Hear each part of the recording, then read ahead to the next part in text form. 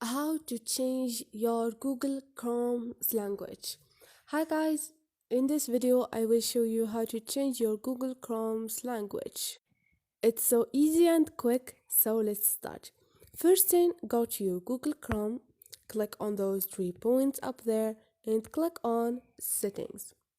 Scroll down and you're gonna find the option, the third before the last, which is language. Click on it.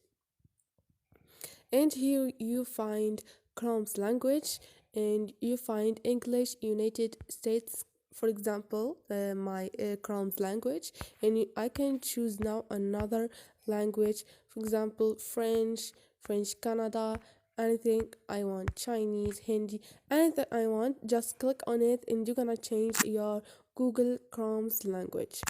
So this is it guys, hope this video was helpful to you, and if you like the video don't forget to subscribe and like.